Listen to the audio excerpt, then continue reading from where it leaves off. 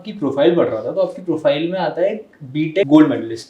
तो बीटेक में gold medal वाला तो ऐसा कुछ कॉन्सेप्ट होता नहीं है, तो एक्चुअली में बीटेक में गोल्ड मेडल कई सारे होते हैं। जैसे आपने सुना होगा कॉलेज टॉपर गोल्ड मेडल होता है। हमारे कॉलेज में इंजीनियरिंग केमिस्ट्री में हाईएस्ट मार्क्स का एक गोल्ड मेडल दिया जाता है। पहले सेमेस्टर का अगर 100 मार्क्स का पेपर है तो मेरे 100 में से 100 मार्क्स थे, और दूसरे पेपर में मेरे 99.5 थे, जिसका एक चेक मिलता है, जिसकी हमने पार्टी कर ली कॉलेज में।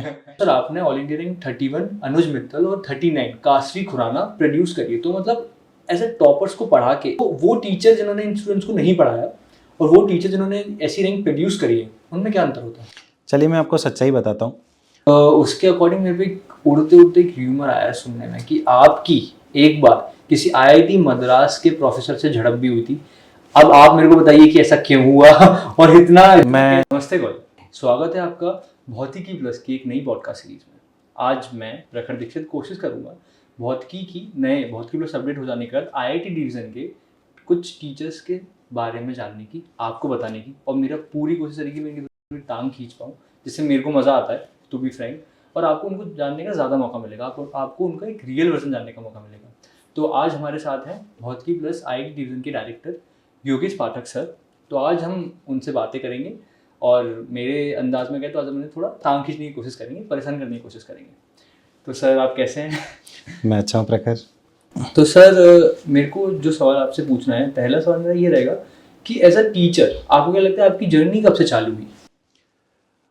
साल 2011 में जब मैं बीटेक फर्स्ट ईयर भोपाल में था, तो मेरे मैथ्स वाले टीचर का कॉल आया कि आप जो है पढ़ाने आ सकते हैं क्या मेरी कोचिंग में। कोचिंग मथुरा में थी, तो तब मैंने डिसाइड किया कि मैं पढ़ाने जा सकता हूँ। और जब मैं पढ़ाने गया, मैंने जिन बच्चों को पढ़ाया तो वहाँ से हमने हाईएस्ट रैंक निकाली, ऑल इंडिया रैंक 381। और आईआईटी में इतनी अच्छी रैंक प्रोड्यूस करके मुझे पहली साल में फील आई कि मैं आईआईटी केमिस्ट्री पढ़ा सकता हूँ। और जब उस प्रोसेस में मज़ा आने लग गया तो मैंने वही काम second year, third year, final year में कंटिन्यू किया। तो एज इट मतलब पहली बार पढ़ाने पर आपने ऑल इंडिया रैंक 381 निकाल पाई, तो उसका कारण ये है कि 11th-12th में सारी चीज़ें टच में थी, तो मुझे सारा कंटेंट फ्रेश याद था। और एक कारण ये भी है कि जिन्होंने मुझे पढ़ाया, तो मैं आपको बता दूं, बीटेक फर्स्ट ईयर में केमिस्ट्री के कोर्स होते हैं, 2 केमिस्ट्री के कोर्स होते हैं। और मेरे सर ने मुझे लगभग 30,000 रुपये की किताबें ख़रीद के दी और कहा कि आप इनसे बुक का मटेरियल बनाइए। And that is a life changing part कि मैंने वो सारी किताबें पढ़ी, जिसकी वजह से मुझे आज बहुत सारी चीज़ें पेज नंबर वाइज याद हैं। और वो कंटेंट डेवलप किया जो मैं बुक लिखने के लिए कर रहा था, वो सारा का सारा कंटेंट मैंने क्लास में दिया, और वैसे करके वो जर्नी मज़ेदार बनती गई। ओ मतलब सर जैसे कि मैं आपकी प्रोफाइल पढ़ रहा था तो आपकी प्रोफाइल में आता है बीटेक गोल्ड मेडलिस्ट। तो मैंने भी बीटेक किया है हालांकि, और मेरे काफ़ी दोस्तों ने बीटेक किया है। तो बीटेक में गोल्ड मेडल वाला तो ऐसा कुछ कॉन्सेप्ट होता नहीं है, तो एक्चुअली में बीटेक में गोल्ड मेडल कई सारे होते हैं। जैसे आपने सुना होगा कॉलेज टॉपर गोल्ड मेडल होता है। एक सुना होगा computer science girls topper gold medal होता है। हर कॉलेज में अलग अलग टाइप के गोल्ड, सिल्वर और ब्रॉन्ज मेडल मिलते हैं। हमारे कॉलेज में केमिस्ट्री के, इंजीनियरिंग केमिस्ट्री में हाईएस्ट मार्क्स का एक गोल्ड मेडल दिया जाता है, जिसमें पहले सेमेस्टर का अगर 100 मार्क्स का पेपर है तो मेरे 100 में से 100 मार्क्स थे, और दूसरे पेपर में मेरे 99.5 थे, जिसका एक चेक मिलता है, जिसकी हमने पार्टी कर ली कॉलेज में। 2,500 रुपये का चेक था। इंस्टीट्यूट बाबूलाल गौड़ जी हमारे जो पूर्व सीएम रहे थे, उनके हाथों से मुझे दिया गया था। और एक गोल्ड मेडल मिलता है जो डिग्री के टाइम दिया जाता है।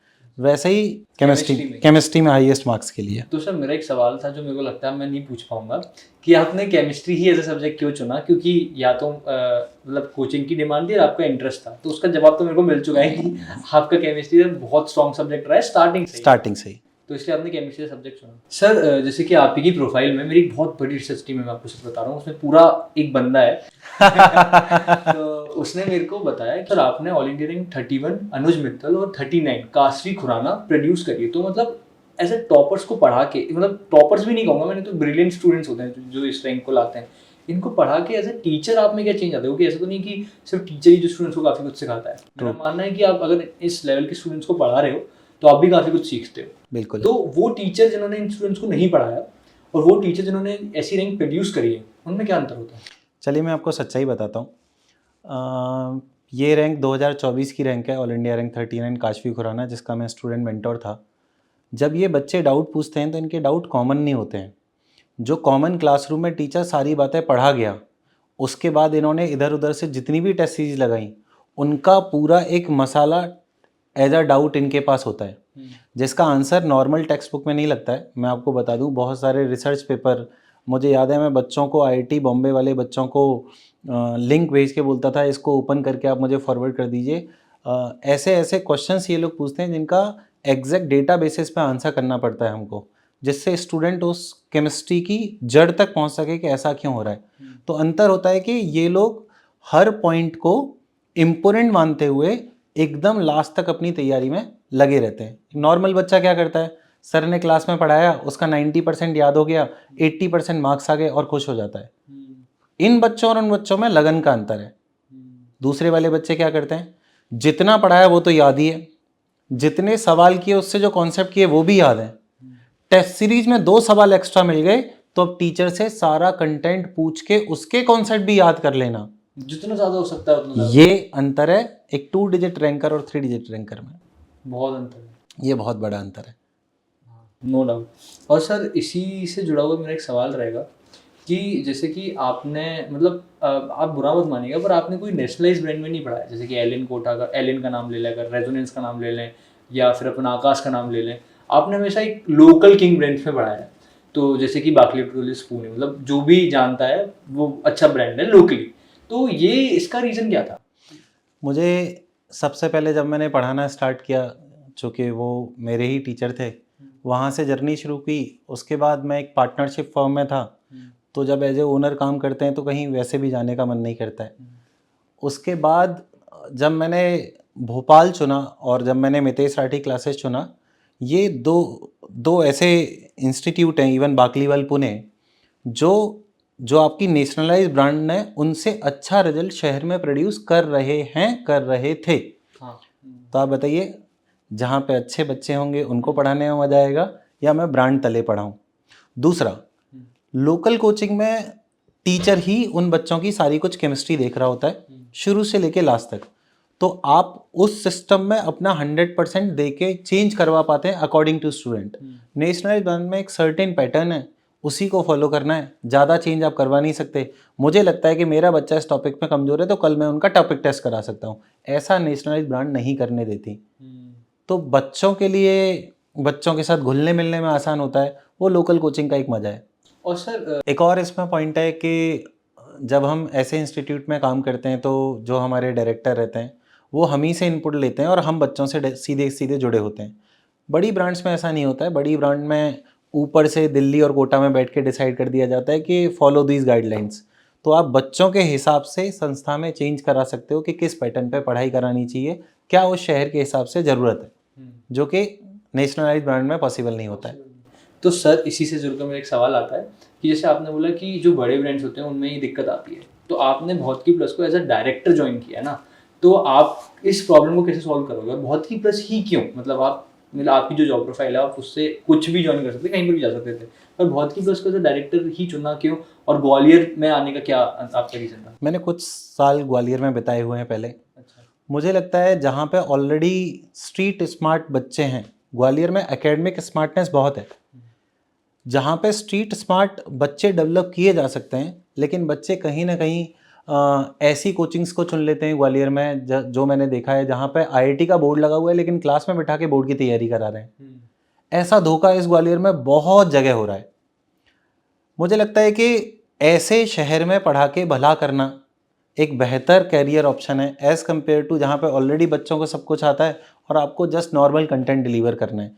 तो बच्चे आपको बहुत सालों तक जानते हैं, आप उनके अपने बनते हो, उसमें काम करने में ज़्यादा मज़ा आता है, और इस वजह से मैं ग्वालियर वापस आया। अच्छा, तो सर जैसे मैंने आपको अपनी रिसर्च टीम के बारे में तो बताया है, तो उसके अकॉर्डिंग मेरे पे उड़ते उड़ते एक ह्यूमर आया सुनने में कि आपकी एक बार किसी आईआईटी मद्रास के प्रोफेसर से झड़प भी हुई थी। अब आप मेरे को बताइए कि ऐसा क्यों हुआ और इतना मैं बताता हूँ। कोरोना काल में बहुत सारा टाइम फ्री था, सारी क्लासेस ऑनलाइन थी। हुआ यूँ था कि मैंने सोचा NPTEL एक ऑनलाइन लर्निंग प्लेटफॉर्म है जहाँ पे सारे आईआईटी प्रोफेसर ने अपने वीडियो रिकॉर्डेड डाल रखे। तो मैंने सोचा ऐसा केमिस्ट्री में और क्या नया आईआईटी के प्रोफेसर बता रहे हैं, तो मेरी इच्छा हुई, मैंने वो पूरी प्लेलिस्ट चलाना चालू की। मुझे वहाँ पे कुछ गलतियाँ नज़र आई, मैंने उनको पॉइंट आउट किया जो पहले नहीं सुनी गई। हाँ। फिर मुझे थोड़ा सा अच्छा नहीं लगा कि गांव के दूर दराज बच्चों के पास वो वीडियो है और कुछ गलत सीख लें। हाँ। तो मैंने एमएचआरडी और आईआईटी चेन्नई को टैग किया, आईआईटी मद्रास को टैग किया।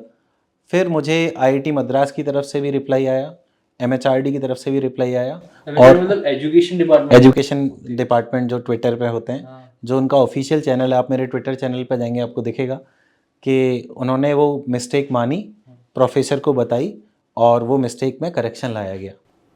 तेरी मतलब आपने एक आईआईटी के प्रोफेसर को उसकी गलती रियलाइज कराई। मतलब इसका मजाक नहीं होना चाहिए, गलती किसी से भी हो सकती है, गलती किसी से भी हो सकती है, लेकिन बच्चों के पास सही कंटेंट जाना चाहिए, सही कंटेंट जाना चाहिए। सर मतलब इससे समझ में आता है कि एक कमांड है आपकी। और उसी चीज़ से एक जुड़ता हुआ सवाल मेरे को है, सारे सवाल कनेक्ट होते जा रहे हैं, मेरे को नहीं पता पर क्यों, पर उसी से जुड़ता हुआ सवाल ये है कि अमूमन ऐसा नहीं होता कि मेरे को किसी ऐसे टीचर से बात करने का मौका मिले जिसने किताब लिखी हो, वो भी अपने ही सब्जेक्ट में, और इतनी धुरंधर किताब, वो भी दिशा पब्लिकेशन। मतलब मैंने खुद अपने 12th क्लास में दिशा पब्लिकेशन से पढ़ा है, और शायद मैंने आपकी किताब से ही पढ़ा होगा, पर मेरे को ये नहीं पता होगा क्योंकि मैं कभी राइटर पे देखा नहीं मैंने।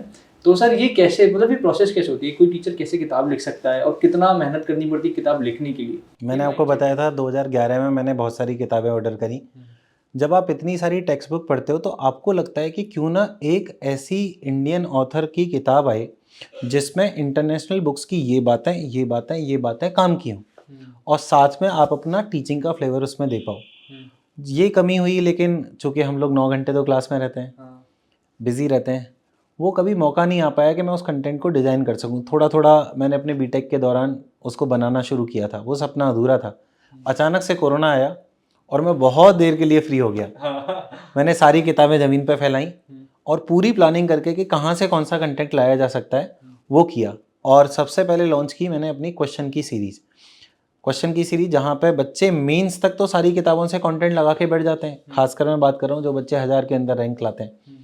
अब मेंस और एडवांस के बीच में 2 महीने का गैप आता है, जहाँ बच्चा एकदम ये महसूस करता है मुझे वो आईआईटी एडवांस जैसे सवाल मिल जाए जिससे कम सवाल में उतना ही क्वालिटी का रिवीजन हो जाए।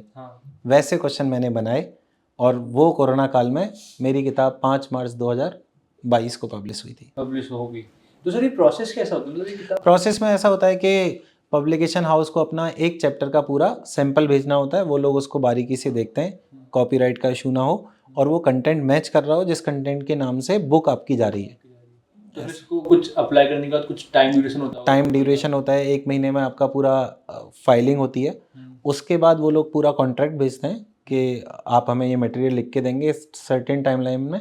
देन आफ्टर बुक कई बार रिव्यू होती है, उसमें करेक्शन निकाले जाते हैं और फिर वो प्रिंट हो जाती है। वाह। और सर एक सवाल और कि जैसे आपने जो सीरीज़ के बारे में बताया, जो अपने सवालों की दी, तो ऐसा कुछ बच्चों के लिए अभी भी कर सकते हो कि मेन बहुत पास आ रहा है? शायद आपको पता होगा, हमारी एक सीरीज हम लोग लॉन्च करने वाले हैं, हमारे साथ 900 सवाल। इसी सीरीज में हम 900 मेंस के पुराने सवाल का डिस्कशन अपने यूट्यूब चैनल पे लाने वाले हैं। साथ में सिर्फ सवालों से काम नहीं चलता है, हमें उनके कुछ क्रिस्प कॉन्सेप्ट भी सिखाने हैं। इस वजह से एक जेई सेंचुरी की वीडियो हम लेके आने वाले हैं, जिसमें 100 वीडियोस रहेंगी। 60 वीडियो जेई मेंस को टारगेट कर रही हैं और 40 वीडियो जेई मेंस 1 के बाद आईआईटी एडवांस को टारगेट करेंगे। अच्छा, तो सर इन्हीं के साथ मतलब सवाल अपने खत्म होते हैं, पर मेरे पास एक बहुत फायरी राउंड है जो मैंने रितेश सर के साथ भी किया था पिछले पॉडकास्ट में, उसका नाम है रैपिड फायर राउंड। तो आपके साथ भी मेरे को रैपिड फायर राउंड करना है। इसमें थोड़े से मज़ेदार सवाल होंगे और कुछ मतलब मज़े करने की कोशिश करेंगे एट दी एंड। तो सर रैपिड फायर राउंड चालू करते हैं। तो सबसे पहला जो सवाल मेरा रहेगा वो ये, आपका चाइल्डहुड क्रश कौन है? एक्चुअली मेरी हालत थी, मेरे घर की हालत थी, मैं मीडियोकर फैमिली से बिलोंग करता हूँ। चाइल्डहुड के टाइम में पूरा टाइम पढ़ाई में गया और कहीं ध्यान नहीं था, तो कोई चाइल्डहुड क्रश नहीं है, मैंने सिर्फ पढ़ाई में टाइम लगाया था। सर आपने इंडियन अरेंज मैरिज ही करी थी फिर बाद में जाके करी? हाँ, बाद में जाके किस्सा तो थोड़ा वो बाद में कभी जानेंगे, अभी रहने देते हैं सर। दूसरी सर, आपके हिसाब से biggest flaw in IIT coaching मतलब इंडस्ट्री या कोचिंग सिस्टम क्या है? मेरे हिसाब से जिस टाइप के बच्चे हैं उनको उस टाइप का टीचर नहीं मिल पाता है। अच्छे बच्चों के लिए अच्छा टीचर नहीं है, जो ग्वालियर में मुझे महसूस होता है। और जहाँ पे मीडियोकर क्राउड है या उससे कम वाला क्राउड है, वैसा टीचर नहीं है जो उन्हें और आगे ऊपर बेहतर हो सके। आप अगर टीचर का मिक्सिंग करते हैं तो बच्चे को डेवलप नहीं करा पाते हैं। अच्छे बच्चों को अच्छा टीचर चाहिए और नॉर्मल बच्चों को ऐसा टीचर चाहिए जो उनके स्तर पर आगे चीज़ों को उठा के ऊपर लेके जाए। ये प्रॉब्लम आईआईटी कोचिंग में जनरली रहती सब है। लोग अच्छे टीचर्स के पीछे भाग रहे हैं तो मीडियोकर रह जाता है, मीडियोकर नहीं तो अच्छा बच्चा है। अच्छा बच्चा रह जाता है, उसको अच्छा कंटेंट नहीं मिल पाता है। बिल्कुल सही। सर जो तीसरा सवाल है, आपके हिसाब से बच्चों की मोस्ट फेवरेट हैबिट कोई स्टूडेंट की या मोस्ट इरिटेटिंग हैबिट क्या है? इरिटेटिंग हैबिट से ज़्यादा सामना करना पड़ता है, वो बता देता हूँ। जब भी मेरी क्लास में कोई भी बच्चा जिस समय मैं पढ़ा रहा हूँ उस समय बात करते हुए नज़र आ जाए या इधर उधर कुछ करते हुए नज़र आ जाए, वो इरिटेटिंग हैबिट है। और तो बच्चे क्लास में करने की कुछ हिम्मत रखते नहीं है। मतलब मेरे को समझ में आ रहा है आपका ऑरा क्या है क्लास में। उसके अलावा सर आपको किल मैरी डेट करके है, जिसमें आपको किसी भी सब्जेक्ट को किल करना है, मतलब कोई भी किल या फिर मैरी या डेट। तो आपके लिए 3 ऑप्शंस दूंगा मैं, उस हिसाब से आपको अरेंज करना है। Kill marry date, organic chemistry, inorganic chemistry, physical chemistry. मैं तीनों को मैरी करूँगा। किल तो मैं मैथ्स को करूँगा, मेरी मैथ्स बहुत ख़राब थी। सर इसके अलावा सर आपके हिसाब से आपकी फाउंडेस्ट मेमोरी एज अ टीचर क्या है, मतलब जो मेमोरी सबसे अच्छी? मैं आपको बताता हूँ, जब आईआईटी एडवांस का जिस दिन रिजल्ट आता है उस दिन जितने पेरेंट्स खुश होते हैं उससे कहीं ज़्यादा वो टीचर खुश होता है। जिसमें टीचर को तो कुछ नहीं मिलना है, हो सकता है पेरेंट्स इस वजह से खुश होते हैं हमारा बेटा ज़्यादा पैसे कमाएगा और हमें ला के देगा। मुझे लगता है जिस दिन भी आईआईटी का रिजल्ट आया है वो मेरे ऐसे दिन हैं जिनको मैं बार बार याद करके हमेशा खुश रह सकता हूँ। तो मतलब आपको ग्वालियर के लिए कुछ ऐसा आने वाला है वो दिन? डेफिनेटली मैं वो दिन क्रिएट करके रहूँगा। सर आपका फेवरेट चाइल्डहुड टीचर कौन था आपके लिए, आपको लगा हो? मेरे ऑर्गेनिक केमिस्ट्री के टीचर प्रशांत चौबे सर, जिनकी आपने कहानी सुनाई कि आप जाकर पढ़ाए, जिन्होंने मुझे बुक्स खरीदवाई। जिन्होंने आपकी लाइफ चेंज करी। यस।